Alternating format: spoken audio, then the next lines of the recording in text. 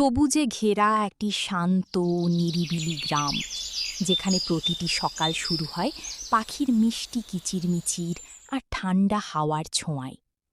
এই গ্রামের মাঝখানে দাঁড়িয়ে আছে একটি ছোট্ট টিনের ছাউনি দেওয়া চায়ের দোকান, রাজুর দোকান। এই দোকান শুধু চা বিক্রির জায়গা নয়, এটি মানুষের গল্প, হাসি আর অনুভূতির মিলনস্থল।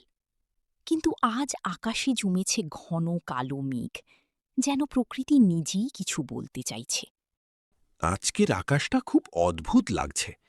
মনে হচ্ছে কিছু একটা ঘটবে আজ। হঠাৎ বজ্রপাত, মুহূর্তেই চারদিক ভিজে গেল, আর গ্রামের মানুষ দৌড়ে আশ্রয় নিতে লাগলো রাজুর দোকানে। রাজু ভাই, এক কাপ গরম গরম চা দেন, ঠান্ডায় জমে যাচ্ছি। সাথে যদি গরম পেঁয়াজও থাকে তাহলে তো একদম জমে যাবে। হ্যাঁ, আজকে তো মনে হচ্ছে আমার দোকানই গ্রামের সেরা জায়গা হয়ে গেছে। সবাই বসুন, আমি চা বানাচ্ছি। বাইরে বৃষ্টি ঝরছে, কিন্তু দোকানের ভেতরে চলছে গল্প, হাসি আর আনন্দের এক অন্যরকম পরিবেশ। গরম চায়ের ধোঁয়া যেন মানুষের মনকে উষ্ণ করে তুলছে। এই বৃষ্টির দিনে রাজুর দোকানের চায়ের মতো মজার কিছুতেই নেই।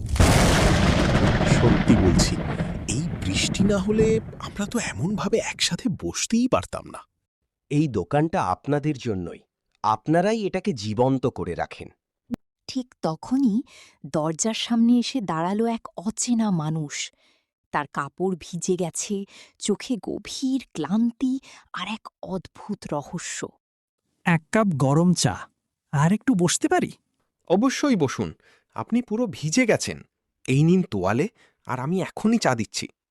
লোকটাকে একটু অদ্ভুত লাগছে না? হ্যাঁ, কিন্তু চোখে কেমন যেন একটা দুঃখ আছে। লোকটি চুপচাপ চা খাচ্ছিল, যেন সে অনেক দূরের কোনো চিন্তায় ডুবে আছে। হঠাৎ সে রাজুকে ডাকল। এই ব্যাগটা আপনি কি একটু রেখে দিতে পারবেন? ব্যাগ? আচ্ছা, কিন্তু এতে কি আছে? সব প্রশ্নের উত্তর সময়ই দেয়। আপনি শুধু এটাকে নিরাপদে রাখুন। ঠিক আছে, আপনি যখন বলছেন আমি রাখছি। বৃষ্টির শব্দ আরও তীব্র হয়ে উঠল, যেন প্রকৃতি নিজেই এই ঘটনার সাক্ষী। কিছুক্ষণ পর রাজু যখন আবার তাকাল, এই লোকটা কোথায় গেল? কি বলছেন? এই তো ছিল। দরজা দিয়ে বেরোলে তো আমরা দেখতাম। এটা কি করে সম্ভব? লোকটি যেন হাওয়ায় মিলিয়ে গেছে, রেখে গেছে শুধু একটি ব্যাগ আর এক অজানা রহস্য। রাজুর মনে কৌতূহল আর ভয় মিশে গেল। সে ধীরে ধীরে ব্যাগটি খুলল। এত টাকা?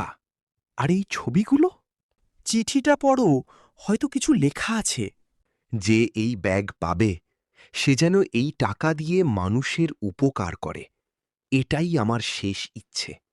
এই কয়েকটি শব্দ যেন রাজুর হৃদয়ে গভীরভাবে নাড়া দিল। সে বুঝতে পারল, এটা শুধু টাকা নয়, এটা একটা দায়িত্ব। আমি এই টাকা নিজের জন্য ব্যবহার করব না। আমি এই গ্রামের গরিব মানুষদের সাহায্য করব। সেই দিনটি ছিল এক নতুন শুরুর দিন। রাজুর দোকান এখন শুধু চায়ের দোকান নয়, এটি হয়ে উঠেছে মানুষের আশা আর ভালোবাসার জায়গা।